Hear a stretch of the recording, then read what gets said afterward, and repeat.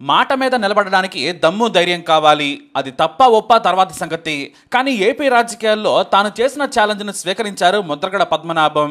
నేను పవన్ కళ్యాణ్ను ఓడించకపోతే నా పేరు చివరన రెడ్డి పెట్టుకుంటాను, ముద్రగడ పద్మనాభరెడ్డిగా మార్చుకుంటానని సవాల్ విసిరారు. మిమ్మల్ని ఓడించి పంపకపోతే పద్మనాభం కాదు, నా పేరు పద్మనాభరెడ్డిగా మార్చుకుంటాను. ఆ సవాల్లో ఓడిపోయారు ముద్రగడ. పవన్ కళ్యాణ్ పిఠాపురం నుంచి భారీ మెజారిటీతో గెలిచారు.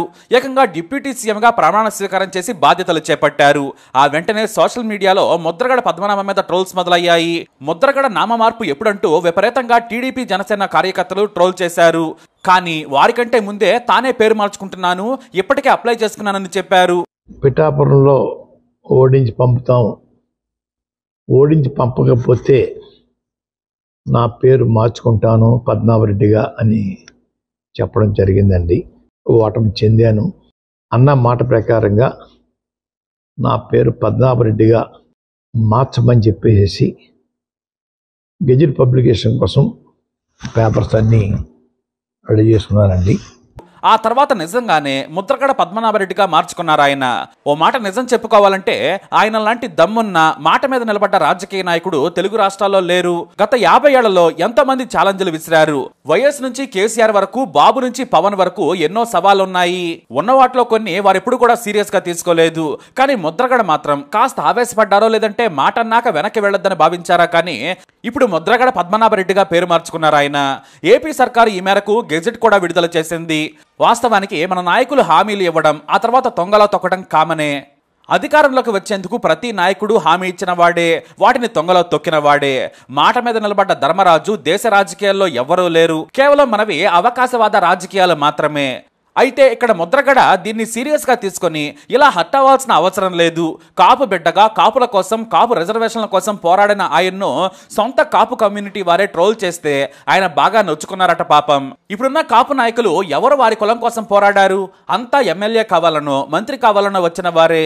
ఇటు ముద్రగడ ఎమ్మెల్యే అయ్యాక తన సామాజిక వర్గం కోసం పోరాడారు. టీడీపీకి వైసీపీకి వ్యతిరేకంగా ఆయన ఎన్నో పోరాటాలు చేశారు. పేరున్న పెద్ద నాయకులు ఆయనకు తోడు లేకపోవడం, సొంత సామాజిక వర్గంలో యూనిటీ లేకపోవడంతో శిఖరం నుంచి కింద పడిపోయారు ముద్రగడ పద్మనాభం. నిజంగా చెప్పాలంటే కాపు కులానికి ఆయన బ్రాండ్ అంబాసిడర్. గతంలో చిరంజీవి, దాసరి నారాయణరావులను కూడా ఏకం చేశారు. కానీ ప్రత్యేక ఉద్యమంలో అవి కొట్టుకుపోయాయి. సొంత కాపు పెద్ద నాయకులు విడిపోయి రాజకీయ అవకాశవాదం కోసం పక్కకు వెళ్లిపోయారు.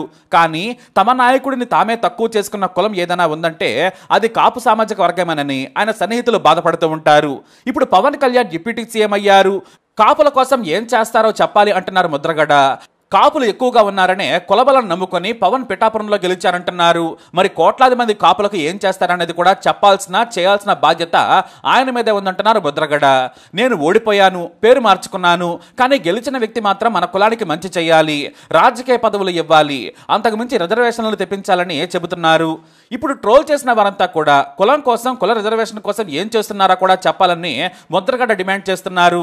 గొప్ప రాజకీయ జీవితంలో కులం కోసం చివరకు ఓడిపోయి రాజకీయ కొట్లాటలో వ్యూహం తప్పి వెనకబడిపోయారు ముద్రగడ పద్మనాభం.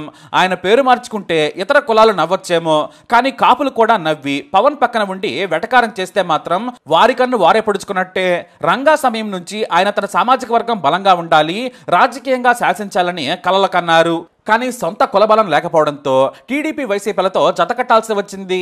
ఆయన గురించి, ఆయన గొప్పతనం గురించి తెలియని నేటి కీబోర్డ్ వారియర్స్ సోషల్ మీడియాలో 4 మీమ్స్ వేసి 6 కుళ్ళు జోకులు వేసి మురిసిపోవచ్చు.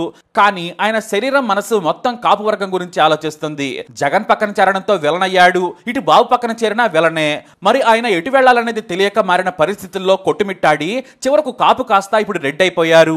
ఆయన తండ్రి వీర రాఘవరావు రాజకీయాల్లో చాలా పాపులర్ లీడర్. 1962-67లో 2 సార్లు ప్రతిపాడు ఇండిపెండెంట్ గా గెలిచిన కీర్తి ఆయనది. నిజంగా చెప్పాలంటే ముద్రగడ కాపు సామాజిక వర్గం కోసం బహిరంగంగా కుల రాజకీయం చేశారు. ఆయన తండ్రి మాత్రం దళితుల వృద్ధికి ఎక్కువగా పాటుపడ్డారు. అందుకే ఆయనకు పార్టీ బలం లేకున్నా జనబలం ఉంది. మాజీ రాష్ట్రపతి నీలం సంజీవ్ రెడ్డి అంటే ఆయన ఎంతో ఇష్టపడేవారు. ఇటు ముద్రగడ వీర రాఘవరావును కూడా ఆయన శిష్యుడిగా ప్రేమించారు. ఇక తండ్రి చనిపోయిన తర్వాత ముద్రగడ పద్మనాభన్ను రాజకీయాల్లోకి రావాలని సూచించారు. అంతకుముందే అతనికి తండ్రి చెప్పారు. కానీ వారసత్వ రాజకీయాలపై ఆయనకు మక్కువ లేదో మరోటా కానీ ఎంకరేజ్ చేయలేదు. కానీ తండ్రి చనిపోయిన తర్వాత 1978లో జనతా పార్టీ నుంచి సులభంగా గెలిచారు ఆయన. కాంగ్రెస్ ప్రభంజనం నిబంధనలో గెలిచిన నేతగా ముద్రగడ రికార్డు క్రియేట్ చేశారు. దళితులు, బీసీలు ఆయన వెంట నడిచారు. తండ్రి మాదిరిగానే సున్నిత మనస్కుడైన ఆయన ఎవరినైనా గౌరవంగా పిలిచి మాట్లాడేవారు. వయసులో చిన్నవారైనా కూడా అండి అంటూ రాజకీయ చతురత నేర్చుకున్నారు. ఆ తర్వాత 1978, 1989లో కూడా ముద్రగడ గెలిచారు. ఎంపీగా కూడా గెలిచి టీడీపీలో చేరారు. కాంగ్రెస్ లో మంత్రిగా చేసిన ముద్రగడ ఎన్టీఆర్ పిలుపుతో టీడీపీలో చేరారు. 1983, 85, 89లో ప్రతిపాడు నుంచి పోటీ చేసి గెలిచారు. టీడీపీలో నాడు గొడవలు రావడంతో కేఈ కృష్ణమూర్తి, జానారెడ్డితో కలిసి తెలుగునాడు పార్టీ పెట్టేశారు. కాకపోతే ఏకంగా ప్రధాని రాజీవ్ గాంధీ స్వయంగా వీళ్ళందరినీ ఆహ్వానించడంతో ఆ తర్వాత కాంగ్రెస్ లో చేరిపోయారు. కాంగ్రెస్ నుంచి 89లో గెలిచారు. ఆ తర్వాత ఓడిపోయారు. ఇంకా చెప్పాలంటే ఇక ఆయన ప్రభ మెల్లిగా తగ్గడం మొదలుపెట్టింది. అయితే కాపుల రిజర్వేషన్లనైనా సాధించాలనే తపన ఆయనకుంది. 1956 వరకు కాపులను బీసీలుగా గుర్తించింది సర్కారు. కానీ నీలం సంజీవ్ రెడ్డి సీఎం అయిన తర్వాత వాటిని రద్దు చేశారు. మళ్లీ దామోదరం సంజీవయ్య మీద ఒత్తిడి చేసి రిజర్వేషన్లను సాధించారు. ఆ తర్వాత మళ్లీ కాంగ్రెస్ సర్కారు బీసీల లిస్టు తీసేసింది. దీంతో తమకు కాపు రిజర్వేషన్లు కావాలని ముద్రగడ ముందుండి వాయిస్ ని వినిపించారు. కానీ ఆయనకు మద్దతుగా పెద్ద నాయకులు ఎవరూ లేరు. 1994లో ఆయన రిజర్వేషన్ల కోసం భార్యతో కలిసి ఆమరణ నిరాహార దీక్ష కూడా చేశారు. ముద్రగడ దెబ్బకు నాటి సీఎం కోట్ల విజయభాస్కర్ రెడ్డి కాపు విద్యార్థులకు బీసీ స్టూడెంట్స్ తో సమానంగా స్కాలర్షిప్లు, సీట్లు ఇస్తామని కూడా జీవో కూడా ఇచ్చారు. అయితే ఉమ్మడి ఏపీ నుంచి తెలంగాణ విడిపోవడంతో ముద్రగడ చాలా వ్యూహాత్మకంగా కాపు రిజర్వేషన్ల కోసం ఉద్యమం మొదలుపెట్టారు. ఎందుకంటే ఆంధ్రాలోనే కాపులు ఎక్కువ, పైగా ఉద్యమం సులువవుతుందని నాడు చంద్రబాబు నాయుడు సర్కార్పై ఒత్తిడి తెచ్చారు. లేఖలు కూడా రాశారు. తుని దగ్గర పెట్టిన కాపు గర్జన సభ హింసాత్మకంగా మారింది. కొంతమంది జైలుకు కూడా వెళ్లారు. ముద్రగడ మీద కేసు నమోదు కావడంతో విజయవాడ రైల్వే కోర్టుకు ఈనాటికి కూడా హాజరవుతున్నారు. చంద్రబాబు నాయుడు కాపులకు అన్యాయం చేస్తున్నారని, పోలీసు రాజ్యం నడుస్తోందని విమర్శించారు. లేఖలు రాస్తూ ఒత్తిడి చేసుకుంటూనే వచ్చారు. అయితే జగన్ ఆడించినట్లు ఆడుతున్నారని ముద్రగడపై నాడు టీడీపీ ఫైర్ అయింది. ఇటు వైఎస్ జగన్ సీఎం అయిన తర్వాత కూడా ఆయనకేమీ మద్దతు తెలపలేదు. కాపులకు కోటా అనే మాటకే అర్థం లేదని జగన్ అనడంపై ముద్రగడ ఆక్షేపించారు. ఇలా ఆయన రెండు పార్టీలతోనూ ఫైట్ చేశారు. కాకపోతే వైఎస్ జగన్ పై కాస్త సున్నితంగా వ్యవహరించారు అనే విమర్శలైతే ఉన్నాయి. ఎందుకంటే బాబుకు నాడు కాపు కోటా కోసం డెడ్ లైన్ పెట్టిన ముద్రగడ జగన్ మాత్రం అలా ఒత్తిడి చేయలేదు. బాబు మీద చేసిన ప్రెజర్ టాక్టిక్స్ జగన్ మీద చేపట్టలేదు. ఇక ఇటు పవన్ కళ్యాణ్ టీడీపీకి మొదట వ్యతిరేకంగానే ఉన్నారు. టీడీపీతో 2024 ఎన్నికలకు ముందు ముద్రగడ ఇంటికి వెళుతున్నానని కూడా చెప్పారు పవన్ కళ్యాణ్. కానీ వెళ్లలేదు. అయితే చంద్రబాబు నాయుడే అడ్డుకున్నారనే విమర్శలు వచ్చాయి. దీంతో పవన్ కళ్యాణ్ వెళ్లలేదు.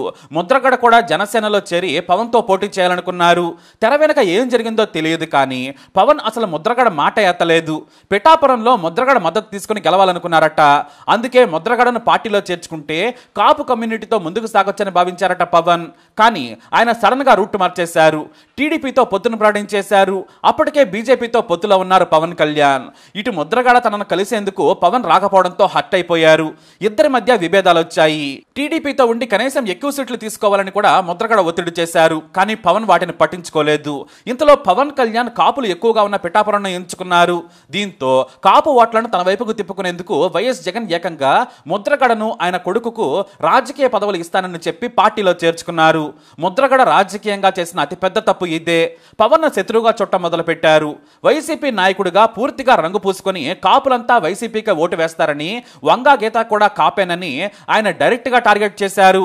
చివరకు పిఠాపురంలో తాను పవన్ ఓడించకపోతే కాపునే కాదు, పవన్ గెలిస్తే తాను పద్మనాభరెడ్డిగా పేరు మార్చుకుంటానని సవాల్ విసిరారు. మిమ్మల్ని ఓడించి పంపకపోతే పద్మనాభం కాదు నా పేరు, పద్మనాభరెడ్డిగా మార్చుకుంటాను. దీంతో టీడీపీ, జనసేన సోషల్ మీడియా దీన్ని హైలైట్ చేసేసింది. నువ్వు రెడ్డిగా మారేందుకు సిద్ధంగా ఉండమని చెప్పింది. కానీ ప్రజలంతా టీడీపీ, జనసేన వైపు ఉంటే ఈ కుల రాజకీయాలు ఏం పనికొస్తాయి? ఇక్కడ అదే జరిగింది. ప్రజలు మొత్తం వైఎస్ జగన్ ను అసలు సీఎం గా చూసేందుకు ఇష్టపడలేదు. ఆయన పాలనను తిరస్కరించి కూటమికి భారీ మెజారిటీ కట్టబెట్టారు. దీంతో పేరు మార్చుకోవాలని సోషల్ మీడియాలో ముద్రగడ మీద ట్రోల్ మొదలు కాగానే వెంటనే ఆయన కూడా నేను పేరు మార్చుకుంటున్నాను, మాట మీద నిలబడతానని చెప్పారు. నిజంగానే ముద్రగడ పద్మనాభరెడ్డిగా మారిపోయారు. కాపుల కోసం పోరాడిన ఆయన కాపులకు పెద్ద దిక్కుగా ఉన్న ముద్రగడ ఇప్పుడు రెడ్డి అయిపోయారు. బహుశా కాపులకు చివరి నాయకుడు ఆయనేనేమో. ఎందుకంటే కులం పేరుతో రాజకీయాలు చేయడానికి ఎవ్వరికీ ధైర్యం ఉండదు. ఆయన తన రాజకీయ జీవితాన్ని త్యాగం చేసి మరీ రాంగ్ స్టెప్ వేశారు. కానీ సమయం ఎప్పుడూ ఒకేలా ఉండదు.